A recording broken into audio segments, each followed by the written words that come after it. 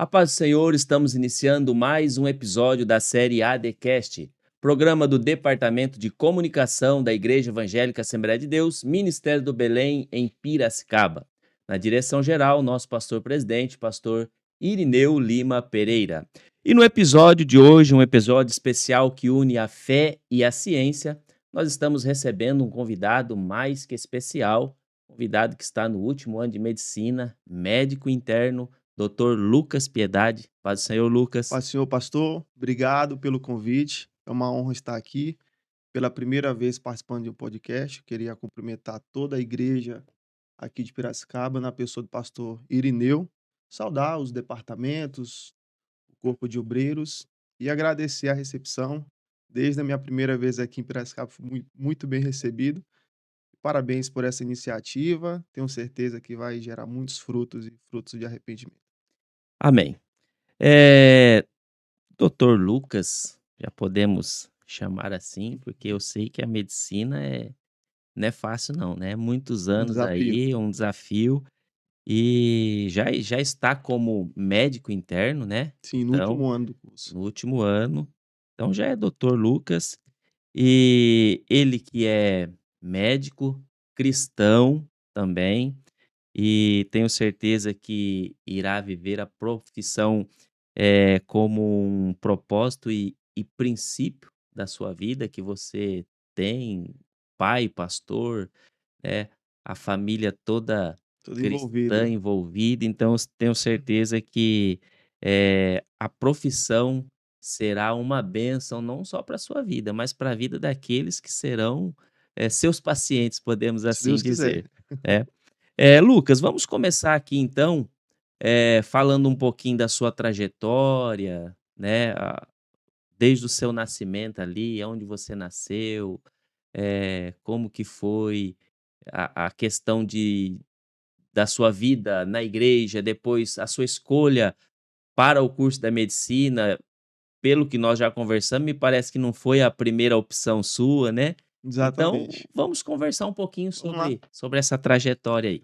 Então, pastor, eu sou Lucas Piedade, né, nasci lá em Marabá, no Pará, sou filho do pastor Nilson, da missionária Josélia, e desde muito cedo, pastor, sempre fui muito envolvido na igreja, né.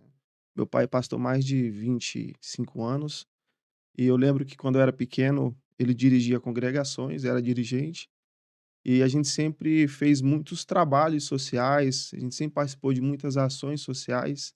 Na época eu não entendia muito, mas, boa parte do que eu tenho hoje, principalmente em termos de performance, de diálogo, de comunicação com pessoas, de a sensibilidade com o próximo, eu adquiri na minha infância, né, no decorrer da minha experiência de fé e convivendo com a igreja, com os irmãos, até para desenvolver fala, né, onde que a gente aprende, por exemplo, a falar em público, onde que a gente aprende a desenvolver, às vezes, uma peça teatral, né. Então, assim, a igreja ela proporciona tudo isso para a gente, né, se os jovens puderem, absorver tudo que a igreja tem a nos proporcionar, a gente só tem a ganhar com isso. Então, desde muito cedo fui envolvido nessa questão de obra, de missões, de ajudar o próximo, mas, nunca passava pela minha cabeça fazer medicina, né. A medicina ela veio, como você falou, de uma outra forma sobrenatural. E quando eu fazia o terceiro ano, segundo ano, ali, ensino médio, né, aquele momento que o jovem tem que decidir o que que ele vai fazer, e muitas das vezes não sabe o que vai fazer, essa é a verdade. Infelizmente, os jovens não estão preparados para, de fato, decidir o que que ele vai fazer da vida dele dali em diante. E na época na minha cidade, tinha muitas obras, a engenharia, a construção civil estava em alta, e por influência de parentes e até de amigos, na época eu escolhi fazer engenharia civil. Fiz 4 anos de engenharia civil, faltou um ano aí para concluir, Olha que mas legal. aí depois eu fui para a vertente da medicina. E é muito interessante isso, eu lembro que em 2011 eu estava finalizando o terceiro ano, e um pastor uma vez foi lá em Marabá, 2011, e ele falou, né, me chamou lá na época na igreja, e falou que ia ser conhecido como Doutor Lucas. E nessa época eu já estava decidido fazer engenharia. Fiquei sem entender, né. Falei assim: "Olha, você vai ser conhecido como Doutor Lucas e você vai ser honrado através do nome Nelise", que é minha irmã, no caso. E aí, fiquei com isso, gravei, falei: "Amém". Não entendia muito bem na época. Doutor Lucas, Doutor Lucas. Eu ficava procurando, onde é que encaixa o doutor, onde é que onde como que eu posso ser conhecido como doutor? Ficava lembrando, né. E então, 2016 para 2017, tive uma reviravolta na minha vida da minha família. Meu pai desfez uma sociedade que ele tinha. Minha irmã, na época, queria fazer medicina e queria fazer medicina. E não passava, ficava repescagem, faltava um ponto, e aquela angústia, aquela ansiedade. Ela já com 2 anos tentando fazer medicina, eu falei: "Vou fazer medicina com você, vai, vou te acompanhar no Paraguai". E aí foi assim, por conta dela eu decidi fazer medicina. Interessante. Então teve toda uma trajetória, você chegou ali quase a se formar em engenharia Engenharia, civil, quase. que legal. E Mas hoje eu entendo o propósito disso. Na época que eu decidi tomar essa decisão, não entendia, mas hoje eu já entendo. que legal. Eu costumo dizer que há um propósito para todas as coisas, né. Todas Deus as sabe coisas. de tudo, a gente às vezes não entende o trabalhar, nós que somos cristãos, às vezes a gente, quer lutar de um jeito, mas Deus está falando: "Não, tem outros planos, outros Outros projetos planos. para a sua vida". E o bom é que a gente aceita, né, a Sim, vontade de Deus. Ô Lucas, interessante quando você diz, né, nessa questão de que a igreja, ela proporciona, muitas oportunidades, inclusive você fez menção aí de peças teatrais, o desenvolvimento da fala, da oratória, e isso eu conto o testemunho da minha vida, né, com relação a isso. Eu era aquele menino tímido que até para olhar para a pessoa, assim, eu tinha vergonha, e aí foi na igreja. Participando dos trabalhos de criança, adolescentes, jovens, e na época tinha apresentar um trabalho na escola, então Deus me livre, Na mas época tinha um culto de treinamento. Não sei se aqui tinha, né, eu acredito que sim. Na minha cidade tinha um culto de treinamento. Então tinha um culto dos jovens, e lá era oportunidade pra gente errar, pra gente gaguejar. Então, assim, são inúmeras possibilidades, né. Lucas, caminhando aqui, eh, quando você ingressa no curso de medicina, você disse que você, foi ali para dar um apoio para sua irmã, começou junto com ela, vocês como cristão ingressando no curso de medicina, durante a sua caminhada acadêmica, por ser cristão, existe alguma resistência? Porque a gente sabe que o curso da medicina, ele é um curso que envolve muito, eh, não sei nem a palavra que eu posso usar aqui, mas envolve muita questão fática ali. É aquilo e pronto, né. Então, houve alguma resistência na questão da fé de vocês, ali no meio acadêmico, ou isso é mais tranquilo hoje? Vamos lá, pastor, eh, quando a gente fala na vida acadêmica, se a gente voltar um pouco desde a época da escola, hoje eu percebo que existem, ou existia na época, algumas doutrinas em relação ao que diz a palavra de Deus. Hoje eu consigo visualizar isso, que de alguma forma existiam doutrinas em relação a algumas ideologias e temáticas. Então, assim, há algumas situações onde a ciência entra em conflito com a fé, né? Mas hoje já há um grande espaço de diálogo, né, e hoje, por exemplo, a gente tem algumas coisas que, não, a ciência está mudando o conceito de determinado tema, ou não, não era assim, mas hoje há essa descoberta. Então, em relação a ser cristão, eu sofri mais na época da escola. Depois que eu entrei na faculdade, a gente começa a ter um pouco mais de maturidade, ter convicção daquilo que a gente acredita. Então, vamos dizer assim, eu comecei a me blindar mais a respeito disso.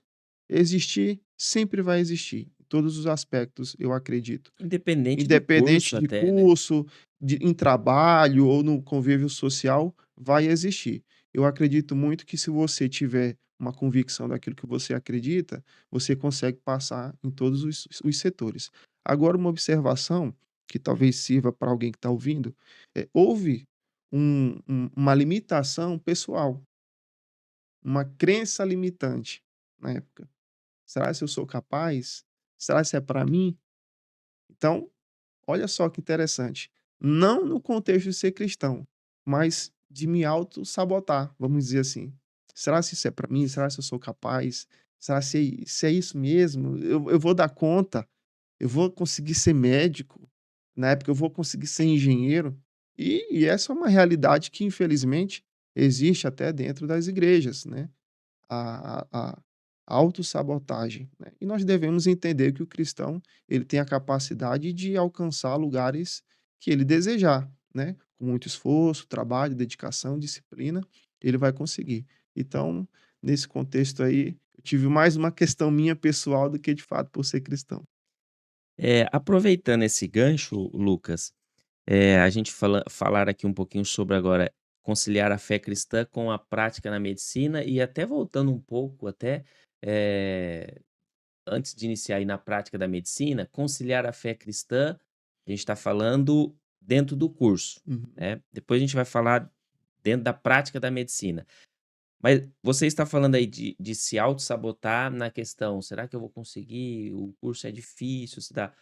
E na questão de você apresentar a sua fé dentro do curso da medicina ali, para amigos, por exemplo, né, você é um filho de pastor, eh, e cristão desde o berço, eh, é difícil hoje, eu passei por isso também no meu curso ali, de às vezes pessoas estarem precisando ouvir uma palavra de Deus ali, ouvir uma palavra que a gente sabe que hoje a juventude, desde a adolescência, eles precisam de mais. Muito de suicídio, de pessoas se mutilando, dá-se nessa faixa da adolescência para a Sim, juventude. E geralmente essas pessoas estão num curso, numa faculdade. E aí é onde entra o nosso papel como cristão de apresentar Jesus, de falar de Jesus, trazer um novo, algo novo para aquela pessoa. Eh, Isso existe muito dentro do curso, falando propriamente aí da medicina, há essa oportunidade de falar de Jesus sim. ali? Vamos lá. Muito importante essa pergunta, pastor. Recentemente o IBGE, ele divulgou uma estatística sobre o número de evangélicos no Brasil. Então nós estamos aproximadamente a 26,9% de brasileiros que são considerados ou se manifestam como evangélicos. Isso vai dar em torno mais ou menos de 47 a 50 milhões de evangélicos no Brasil. Então nós temos, por exemplo, o ministro do Supremo Tribunal Federal, que é um pastor. Nós temos ali, por exemplo, a Frente Parlamentar Evangélica, onde mais de 200 deputados federais são inscritos dentro do Parlamento Legislativo Federal. E nós temos eu conheço diversos pastores que são desembargadores, juízes, médicos e advogados e outros professores que exercem ali o conhecimento e desenvolvem as suas profissões. O que que eu quero dizer com isso? É, nós estamos com 114 anos da Assembleia de Deus no Brasil. Fizemos agora, recentemente.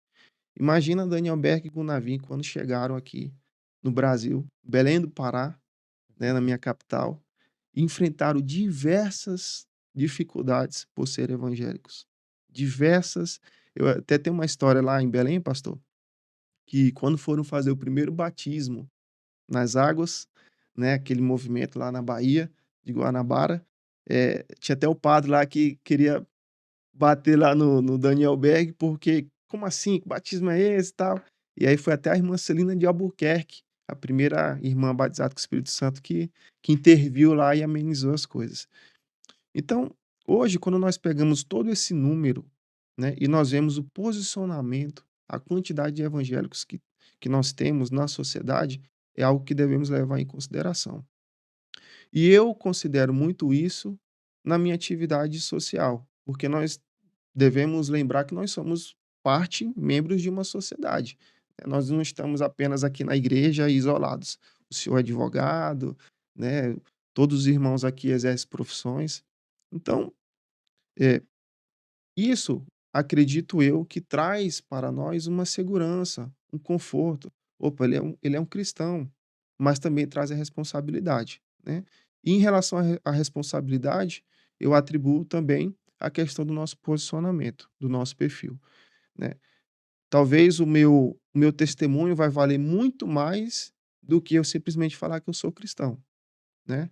Então, eu sempre me preocupei muito com isso, e eu acredito que esse meu posicionamento, esse meu testemunho que eu procuro diante dos meus pares, diante dos meus colegas, me traz esse conforto, me traz esse respeito, né. Então, por exemplo, eu tenho na faculdade diversos colegas que professam distintas fés, né. Uns de matriz africana, outros espiritismo, e nos relacionamos muito bem, né, porque desde o momento que me respeitam, eu respeito eles, e, como eu falei para o senhor, todo esse contexto do movimento cristão evangélico no Brasil tem nos dado a oportunidade de nós alcançarmos o nosso espaço, mas cabe a nós nos posicionarmos, né. Muito bom, é interessante a sua fala, inclusive no ponto que você diz da questão do testemunho, né. Sim, Eu acho que o testemunho fala muito por nós. Só de nos comportarmos de uma forma diferenciada, as pessoas já vão ver algo diferente e vão querer saber. com Aí é certeza. onde entra a oportunidade de falar da nossa fé Exatamente, para as pessoas. exatamente. Muito bom. Lucas, agora entrando nessa questão de conciliar a fé cristã prática, com a prática médica. Eu sei que você já está atuando, né, inclusive, em atendimentos, que faz parte, né, do final aí do curso, né, sei das correria. E uma pergunta que é uma dúvida, minha inclusive, né, eh, há espaço para você, de repente, ali, num atendimento, é uma pergunta até não sei se seria polêmica, mas é uma pergunta. Há um espaço, de repente, para você fazer uma oração com o paciente ou, de repente, isso aí é uma coisa que na ética médica é proibido, não existe esse espaço, Vamos como lá. que seria? Eh, eu acredito muito que a fé, a ciência, ou a espiritualidade e a ciência andam juntos, né. Depois que eu entendi o que era medicina, pastor, depois que eu comecei a estudar como que é o corpo humano, eu falei: "Cara, não tem como não ser algo divino". Tudo isso que está dentro de nós, como que os órgãos funcionam, sabe, todo dia nós temos o fôlego de vida. É uma oportunidade que nós temos a cada manhã de fazer algo novo, de agradecer a Deus, né, e proporcionar coisas novas e positivas. Então, só para você ter uma ideia, o Conselho Federal de Medicina, né, que é o conselho que rege a classe médica, ele abriu uma comissão recentemente, agora em março, de saúde e espiritualidade, considerando que eh, eles afirmam e consideram a importância da fé diante de diagnósticos clínicos. Então, para vocês terem uma ideia, o Conselho Federal de Medicina. Então, se a própria classe que regulamenta os médicos abriu uma comissão e está estudando isso, né, por que não incluir? Então, nós temos hoje, é algo muito legal para falar para vocês, nós temos a música terapia dentro dos hospitais. Legal. Então, nós temos ali, por exemplo, em UTIs, leitos de enfermaria, grupos que se reúnem entre católicos, evangélicos, para louvar dentro dos hospitais. Nós temos também a classe de capelão, pastores que vão e visitam os leitos de enfermaria, os leitos de UTI. Eu, particularmente, tenho a minha fé convicta e não perco nenhuma oportunidade. Essa é a realidade. Por quê, pastor? Foi um dos propósitos que eu fiz com Deus, de ser um agente de transformação através daquilo que eu faço. E eu acho que isso é importante para todos os segmentos que nós vamos escolher fazer, principalmente aos jovens que estão ouvindo aqui. Tudo que você for fazer, tem que ter propósito. E tudo que for fazer tem que glorificar o nome do Senhor. Então, talvez a gente vá falar um pouco mais sobre as dificuldades que eu tive no decorrer do curso, mas só para antecipar, eh, eu fiz um acordo com Deus, vamos dizer assim. Eu falei: "Senhor, me ajude, me proporcione finalizar esse curso, porque eu quero honrar o teu nome onde eu estiver". Então, baseado nisso, eu já tive algumas oportunidades, logicamente respeitando a ética, respeitando, eh, o paciente, mas só para você ter uma ideia, tive uma situação de uma senhora que eu não estava atendendo, e um colega meu estava atendendo e ela falou que tinha pensamentos de tirar a própria vida. E aí eu estava mexendo aqui no meu celular, aí eu parei, fiquei acompanhando ela ali, ela começou a chorar e tudo mais, e enfim. E aí eu saí da sala, meu colega finalizou o atendimento, e eu fiquei com aquilo, fiquei com aquilo, fiquei com aquilo. E aí depois, quando ela saiu, no corredor, ela olhou para mim e começou a chorar, né. E aí eu fui consolar ela como pessoa mesmo, né, fui consolar ela, fui, dar uma palavra de ânimo, de fé, de esperança, e ela falou que não tinha mais esperança. Eu falei: "Bom, acho que aqui não tenho mais dúvida sobre o papel que eu tenho que exercer nesse momento. Eu não tenho como deixar essa mulher embora sem falar que há esperança". Então, eu fiz o meu papel como cristão, deixei uma palavra para ela, e eu pude perceber no olhar dela a diferença de quando ela entrou pra quando ela saiu. Então eu acho que, nós, todos os profissionais da área da saúde, pastor, nós temos a oportunidade, muitas vezes, que outras pessoas não têm, de acessar lugares e estar próximo de pessoas que talvez nós vamos ser as últimas pessoas que elas vão ver, no leito de morte, no leito já do final de vida. Então, ali, um pouco, aqui, com cuidado, a gente consegue levar a palavra de Deus. Muito bom. Inclusive aqui uma próxima pergunta, né, eu acho que até já respondida aí por você, mas de repente se tiver alguma outra experiência, seria se você já percebeu a atuação, de Deus em algum diagnóstico ou tratamento, você deu um testemunho aqui já, né, dessa experiência que você teve, não como médico, mas como uma pessoa, mas estava ali, eu acho que nas 2 funções, né, você ouviu primeiro e depois você entendeu que era algo mais espiritual. Sim. Mas assim, você tem alguma outra experiência que você já viveu? Pastor, várias. Várias, assim, de deixar a pessoa: "Ah, mas como assim? Não é possível". Mas tem uma que é muito interessante, foi algo que eu tive experiência comigo mesmo, tive a ação, não foi no ambiente hospitalar, mas foi um atendimento. Na época eu morava em Foz do Iguaçu, fazia medicina no Paraguai antes de vir para Ribeirão Preto, e eu fiz um curso com a minha irmã, que inclusive estuda comigo, um abraço, Nelise, mandar um abraço para ela aqui que está na escuta também. Aproveitar e mandar um abraço para toda a minha família, meu pai, minha mãe, minhas irmãs, minhas sobrinhas e meu cunhado. Então, nós fizemos o curso de socorrista. Era um curso que a gente queria ter mais prática médica, queria, fazer simulações de atendimentos, fizemos o curso de socorrista. Foi difícil, pastor. Era todo domingo durante um ano, todo domingo. Nossa, perdão, um domingo sim, um domingo não, mas era difícil, porque era 7 da manhã e às vezes no frio lá de Foz do Iguaçu, eu sei que no final da caminhada eu já estava quase desistindo, e ela: "Não, vamos lá, vamos finalizar". Tá. Finalizamos. Depois eu ficava: "Por que que eu fiz esse curso? Pra que eu fiz esse curso?", né. Na época eu estudava no Paraguai, e nossa, até eu terminar, até fazer revalida, vai demorar, não sei o que podia fazer depois de formado, ou então às vezes eu pensava: "Eu vou aprender isso lá na frente, na faculdade, por que que eu fiz agora?". Bom, estava eu lá em Curitiba, num restaurante com alguns amigos, alguns meses depois do meu curso, e começamos a ver um movimento com o pessoal da equipe do restaurante, algumas pessoas, um desespero, um desespero.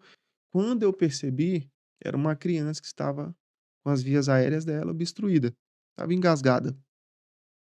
Pastor, não sei explicar.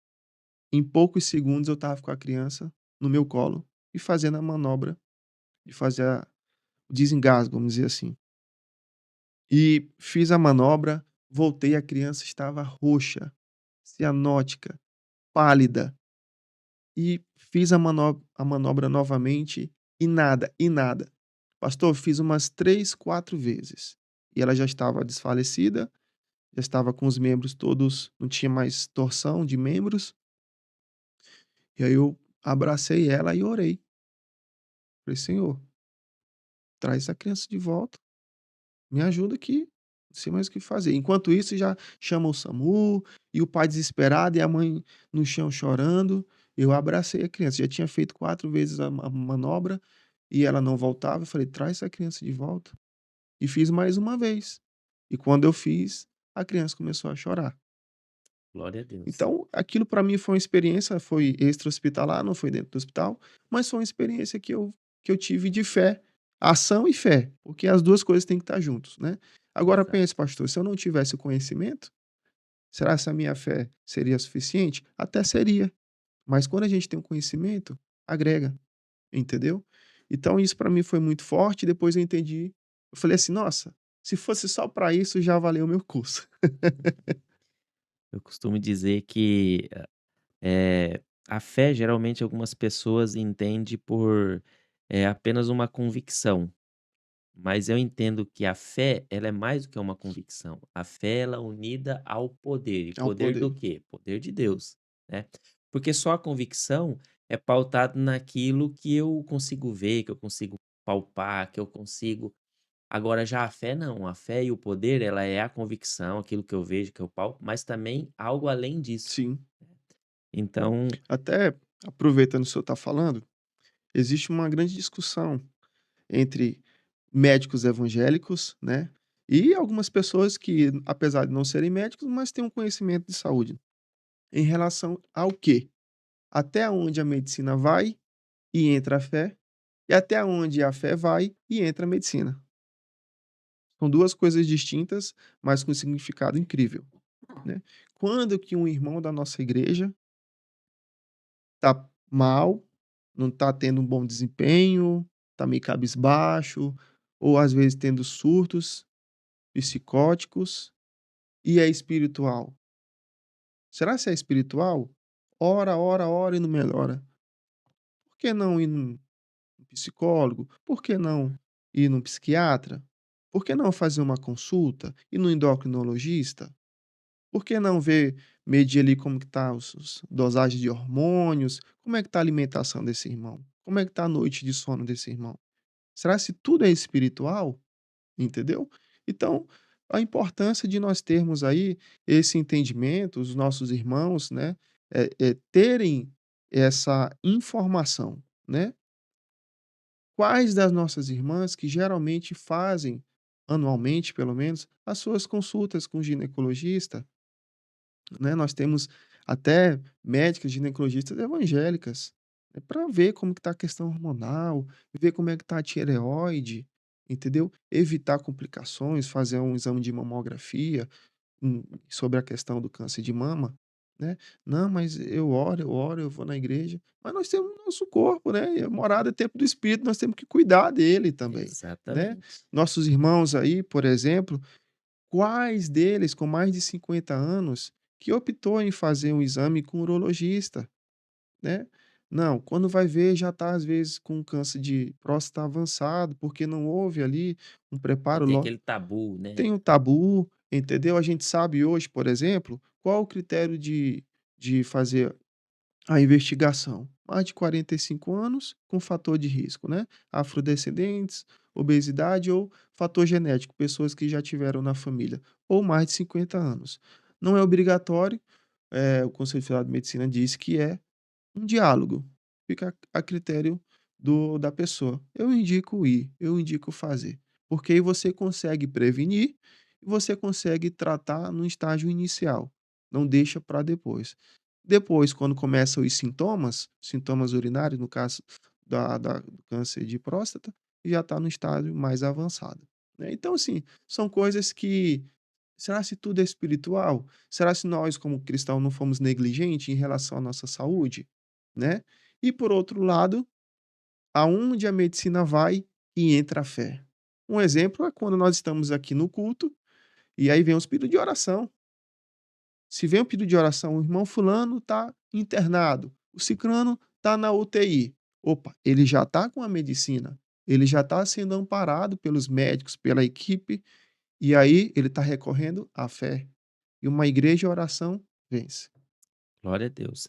É importantíssima essa fala, né, eu tenho certeza que isso vai abrir os olhos de muitas pessoas que estão nos assistindo. Eu acho que eu posso até aqui citar um testemunho da minha esposa, ela não vai ficar brava, ela vai entender. Ela, um tempo desse atrás, ela só ficava deitada no sofá, né, e ela vai ficar um pouco brava. Mas daí o que que acontecia? Eu estava já pensando, isso aí é alguma coisa espiritual, né, que tá deixando ela desanimada desse jeito, tal. Só que aí um dia ela pegou e foi para o médico. Chegou lá no médico, as vitaminas dela estava tudo lá embaixo.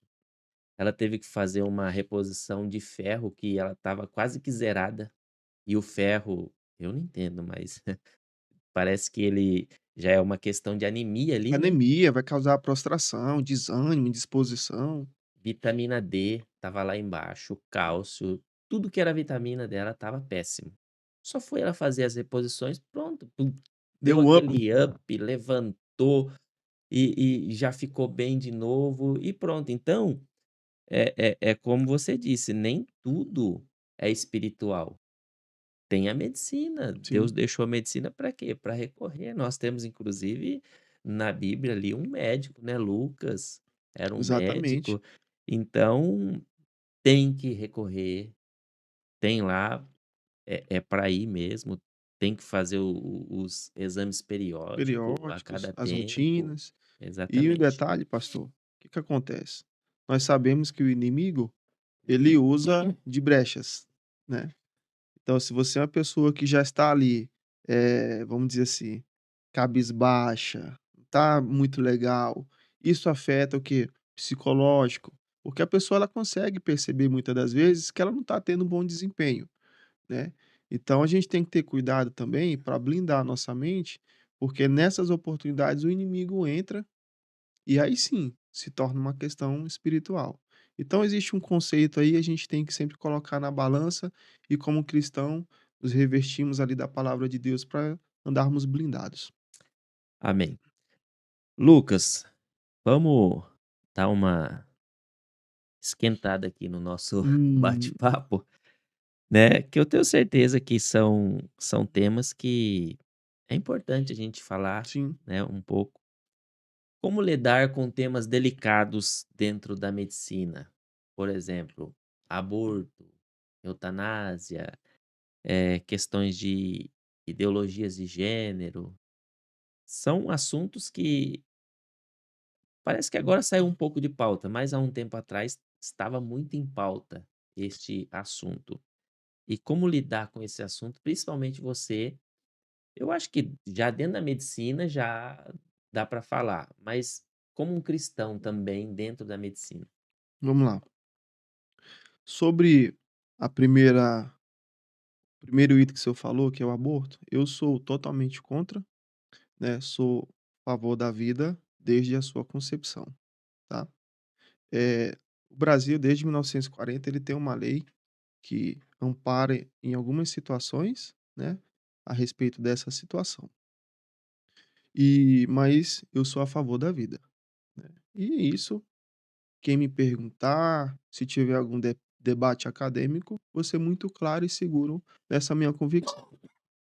Eutanásia da mesma forma, inclusive a legislação brasileira, ela garante, né, o direito à vida e considera inclusive a eutanásia a homicídio, né, então no Brasil não é permitido fazer isso.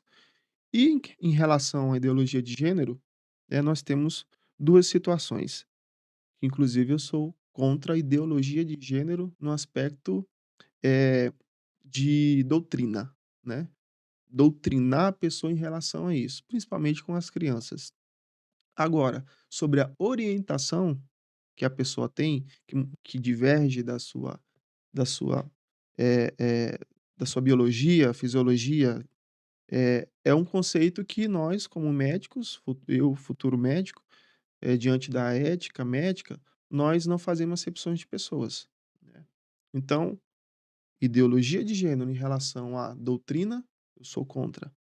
Agora, orientação sexual, a pessoa pode ter a orientação que ela tiver, que eu respeito tranquilamente, e inclusive nos nossos atendimentos, nós tratamos igual. Então nós não perguntamos que time a pessoa torce, qual o porquê disso, daquilo. A pessoa entra no consultório e nós tratamos da mesma forma todos. Não importa onde ela mora, o que ela faz, qual profissão que ela tem, qual o valor da conta bancária. O importante na nossa profissão, como profissionais da classe de saúde, sejam médicos, fisioterapeutas, enfermeiros, técnicos. É um trabalho multidisciplinar, onde o nosso objetivo é proporcionar para o paciente, né, aquilo que ele espera, que é ser recolhido, bem tratado, amenizar sua dor, amenizar seus sintomas e proporcionar qualidade de vida durante aquele atendimento ali, uma uma solução para o problema dele. Eu acho que essa última questão, né, Lucas, é até uma questão, não só da medicina, mas nós como cristão Sim, também. Nós sim, temos que respeitar, claro, lógico, entendendo que a Bíblia, ela é clara sim, com relação a isso, mas nós temos que amar e pregar como cristão, já diferente daí da questão médica, mas como cristão, pregar para aquela pessoa quando tiver uma abertura e uma com oportunidade, certeza, mas sempre respeitando, com né, certeza, porque aquilo é uma opção da pessoa. exatamente. Assim, pastor, eu costumo dizer que a igreja, vamos dar o exemplo da igreja. A igreja é um hospital. Eu sempre falo para o meu pai, né: "Pai, a igreja é um hospital de vidas, hospital espiritual. Então aqui a gente recebe pessoas doentes, né". Então, pastor, eu tenho certeza, se chegar uma pessoa aqui que tem uma orientação sexual distinta, diferente daquilo do biológico, vamos dizer assim, a igreja vai receber, vai abraçar e vai orientar baseado no que está na palavra de Deus, não é isso? Então, o cristão ele não faz acepção de pessoas, o cristão ele respeita, ele ama o pecador, não ama o pecado. Maravilha. Lucas, caminhando aqui já para a conversa está muito interessante e é gostoso, né, falar sobre Cristo, sobre profissões, mas vamos aqui já caminhando para o final. Eh, eu queria que você falasse um pouquinho da sua jornada acadêmica, né, as dificuldades, eu sei que não é fácil. Você disse que começou no Paraguai, né, Comecei no Paraguai, fiquei e 3 anos lá. 3 anos. E então eu sei que inclusive uma pergunta, né, que quando se faz o curso fora do país, depois tem uma prova que é Tem uma feita, prova, né. No seu caso, você está finalizando no no Brasil, Brasil, então você não vai precisar. não vou precisar. Ah, Na verdade, é até um testemunho meu de fé em relação a isso. Eu estudei 3 anos no Paraguai, fiz medicina lá com minha irmã, mas desde o primeiro dia que eu entrei na sala de aula, meu desejo era transferir para o Brasil. Foram 3 anos de muita oração, sofrimento, com esse desejo em relação a esse sonho de vir para o Brasil. Muitas noites de lágrimas, de oração, mas esse período que Deus me levou para o Paraguai foi um período que foi um grande aprendizado, né. Eu me desenvolvi muito em relação à igreja lá em Foz do Iguaçu, foi um momento que eu me aproximei muito de Deus, e foi um momento que Deus me preparou para o que hoje eu digo que é o meu casamento, né. Então foi naquele período ali que eu tive a oportunidade de conhecer a Rebeca, né, e depois ir para o meu casamento. inclusive, perdão por cortar você, né, mas a gente, eh, cometeu um erro aqui, viu. Hã. E ela tá aqui, ó, ela deve estar brava ali já, porque a gente nem falou, né, que você é o Lucas casado com a Com a Rebeca, ela tá Rebeca, ali, tá me né. olhando ali. Mas é isso aí, a Rebeca que é a a menina aqui da nossa igreja, Sim, né. Eu tive a oportunidade de ser líder de jovem dela, a gente vai ter um bate-papo com ela sim, também. sim. Mas aí continua aí. Então Você vamos lá. conhece a Rebeca. Conheci a Rebeca, depois eu vou falar um pouquinho mais dela, deixar para o final. Então assim, pastor, foram 3 anos lá, e durante a pandemia eu tive a oportunidade de prestar o vestibular de transferência. E um dos editais que foram abertos foi o de Ribeirão Preto. Então na época eu transferi, né, como vestibular, na verdade foi uma prova de vestibular e depois eu pedi acreditação das matérias que eu tinha estudado. Então dos 3 anos que eu estudei lá, eu pude aproveitar 2 anos. Para mim foi uma vantagem, porque aí eu não vou precisar fazer o revalida. O Revalida é uma prova, né, que ela serve não só para brasileiros formados no exterior, mas qualquer profissional médico de qualquer país que queira atuar no Brasil tem que fazer a prova do Revalida. Teve um período que eu estava lá, que foi um período de aflição, porque ficou um tempo sem ter a prova. Então, muitos colegas que já tinham terminado no Paraguai não tinha previsão, 2017, 18, não tinha previsão de quando que ia ter prova. Hoje já tem 2 provas por ano, uma a cada semestre. Estudou, passou. Maravilha. Então, teve essa jornada aí dessa transferência, você começa no Paraguai, depois vem para Ribeirão. Eh, Agora a pergunta seria na questão de um conselho, né, para jovens, nós temos muitos jovens, cristãos que sonham com a medicina, né, que sonham, inclusive eu tenho uma sobrinha, né, que mora em São José dos Campos, que está, cursando medicina, está no primeiro ano de medicina, e a gente vê a dificuldade que é, inclusive ela estuda, esqueci o nome da cidade, mas é no litoral ali, não sei se é Caraguá, Uhum. alguma coisa assim, e a gente sabe da dificuldade. É um curso hoje, para as condições, muito caro, né.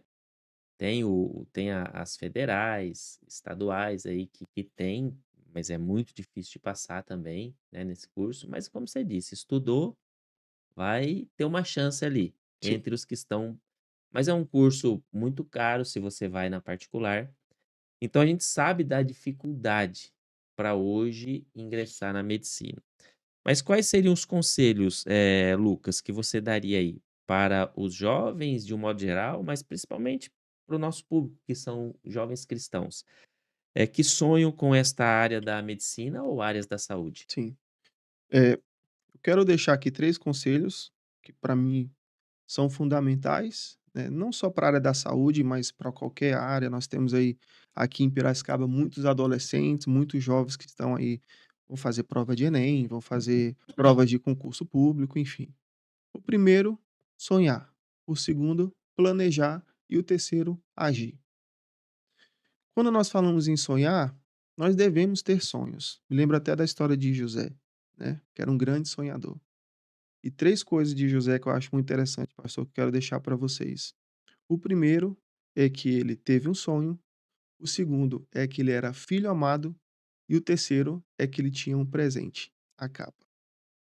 E muitas vezes, quando nós sonhamos e a gente revela muitos nossos sonhos, a gente cria algumas indisposições. Foi o que aconteceu com ele. Sonhava e falava para os irmãos e houve ali ciúmes, desavenças. O segundo, filho amado, nós somos filhos amados de Deus. E só de sermos filhos amados, a gente se destaca onde a gente chega. Essa é a realidade.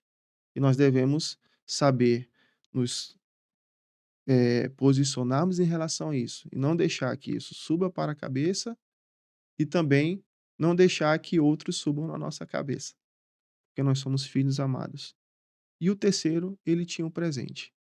O que quer dizer isso? Quando você ganhar o seu presente, que sirva para glorificar o nome do Senhor. Que não sirva para você mostrar, ah, porque eu tenho, porque eu ganhei, porque isso, não. Que sirva para glorificar o nome do Senhor. Porque automaticamente, pastor, nem todo mundo está preparado para receber as bênçãos que nós recebemos, né? Então, essas 3 coisas. A segunda, planejamento. O que que é isso? Fazer o seu planejamento. Qual curso eu quero fazer? Aonde eu vou fazer? Qual faculdade que eu vou fazer? Qual cidade que eu vou morar? Quantas horas por dia eu tenho que estudar? Isso é planejamento. Fazer o seu planejamento. E o terceiro é agir. Porque se a gente fizer tudo isso e não colocar em prática, não vai servir de nada. Quantos sonhos a gente enterra, né? Quantos planejamentos a gente enterra?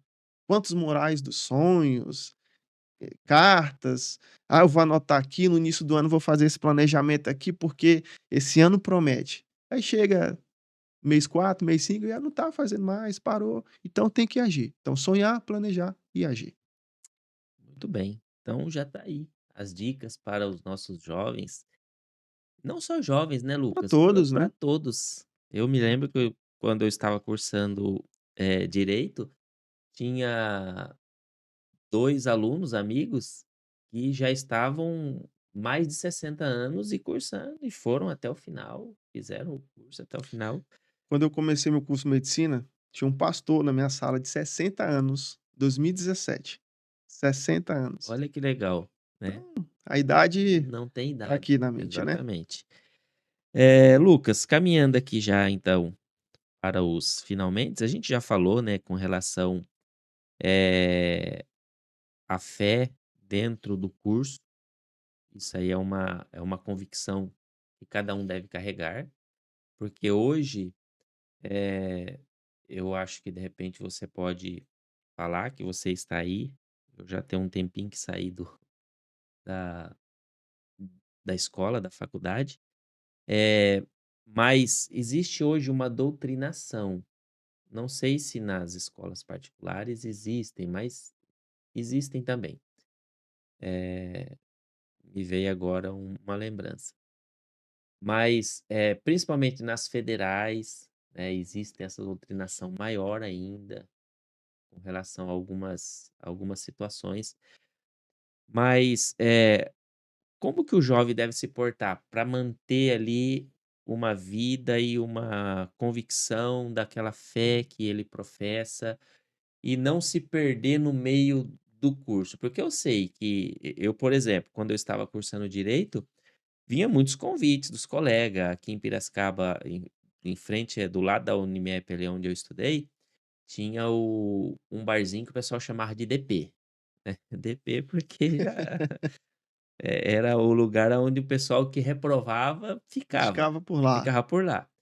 E quantas vezes amigos chegavam: "Ô, vamos para o DP, vamos para o DP", eu falava: "Não". Primeiro que eu já era casado na época, quando eu fiz o curso, e outra, eu tinha convicção da minha fé, né. Exatamente.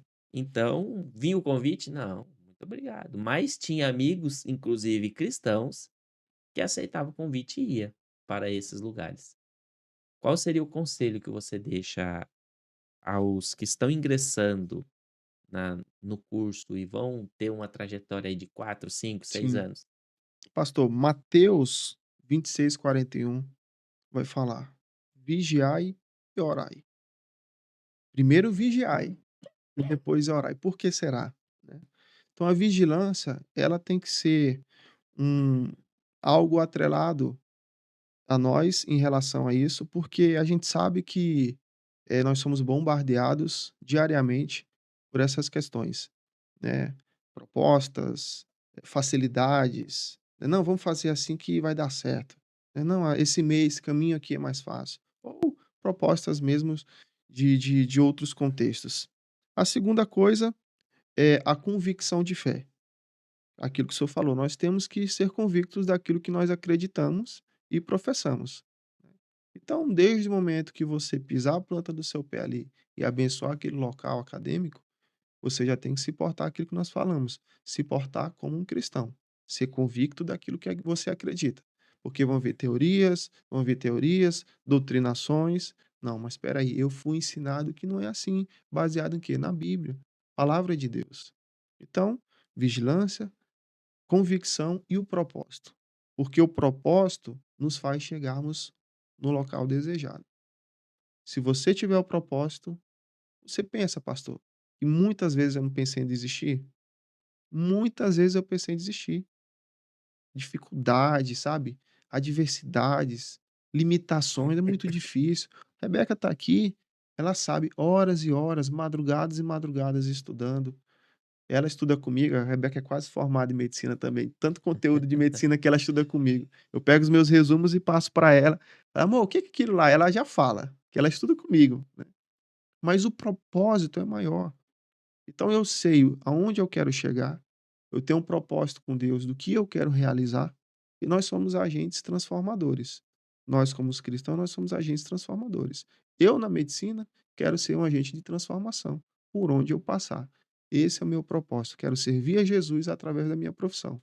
Então, meu propósito me permite passar ileso diante das adversidades.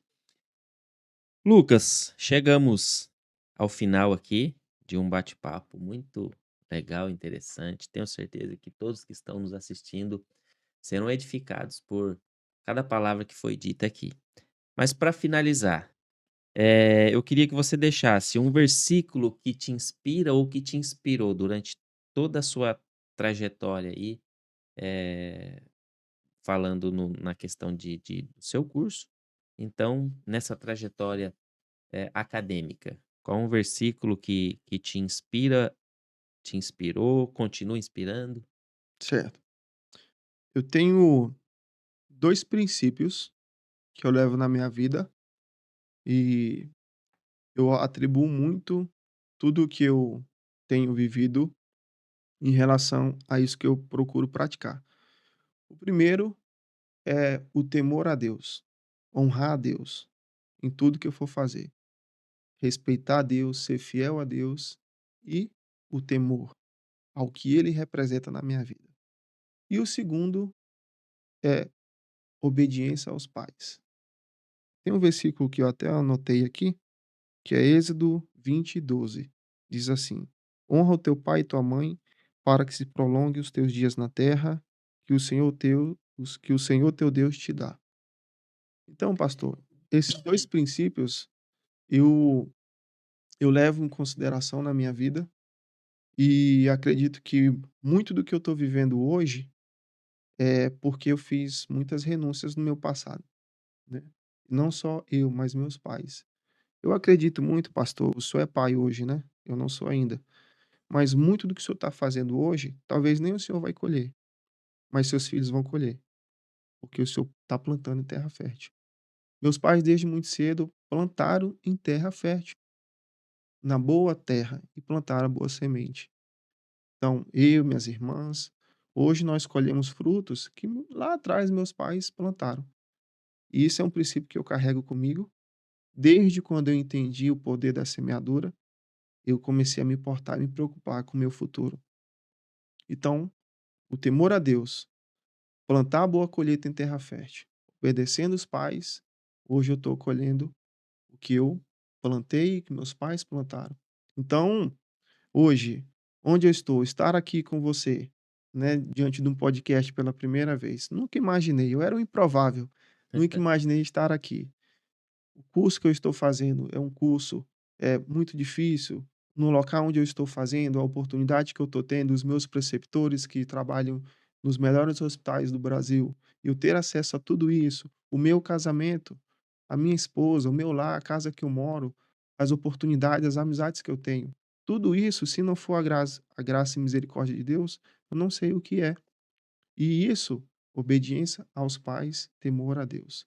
E para finalizar, o meu versículo que eu sempre deixo comigo, que está lá em Isaías 41:20, que diz: "Para que todos vejam e saibam e considerem e juntamente entendam que a mão do Senhor fez isso". Então, não é minha capacidade, não é porque eu sou bom ou melhor, não. É porque é a mão de Deus que fez isso. Glória a Deus. Lucas, você quer deixar aí as suas redes sociais para o pessoal que te acompanha? Também ia perguntar se existe algum projeto que você participa, eh, ou que que você apoia, alguma coisa nesse sentido, Uhum, não só na área da medicina, mas perfeito. Bom, as minhas redes sociais, né, não sou muito das redes sociais, né, mas devido à Rebeca, a gente acaba que entra um pouco nesse mundo. Meu Instagram é Piedade da Ferrari, né, muita gente pergunta por que desse nome, né, meu nome é Lucas Piedade e a Rebeca Rebeca Ferrari, então eu sou o Piedade da Ferrari, né. E, então, às vezes eu compartilho um pouco do meu dia a dia, né, a rotina médica, rotina de casal e alguns outros pensamentos. Eu participo de alguns projetos sociais, um deles é da igreja ao qual meu pai é pastor, lá em Marabá. Vocês podem procurar a Igreja Mãe Marabá. Nós temos um projeto que se chama Lançando a Rede. A gente faz, eh, trabalhos sociais, cestas básicas, consultas, evangelismo, eh, reconstrução de casas, enfim, muitos outros trabalhos que nós realizamos lá.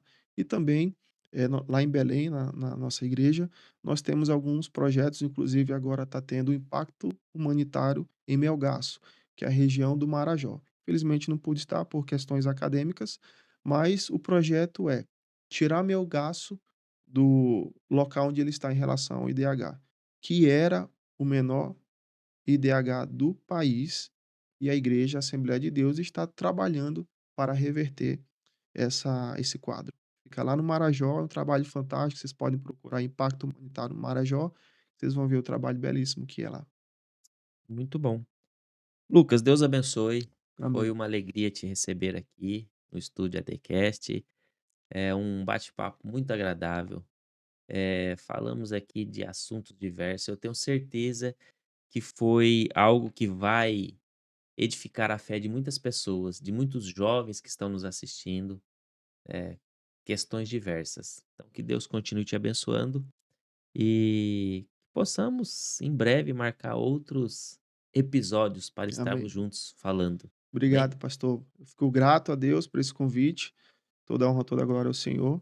E, mais uma vez, parabéns a TheCast Piracicaba por esse belíssimo projeto aqui, um canal de bênção, de levar as boas novas.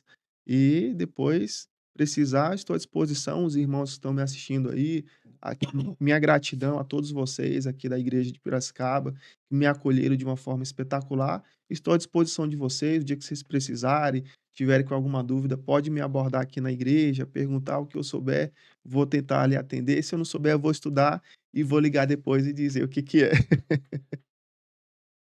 Meus irmãos, nós finalizamos mais um episódio da série ADCast e eu te convido a compartilhar, curtir, nos seguir nas redes sociais, nosso Instagram, @ADBelemPiracicaba, o nosso canal do YouTube, também AD Piracicaba.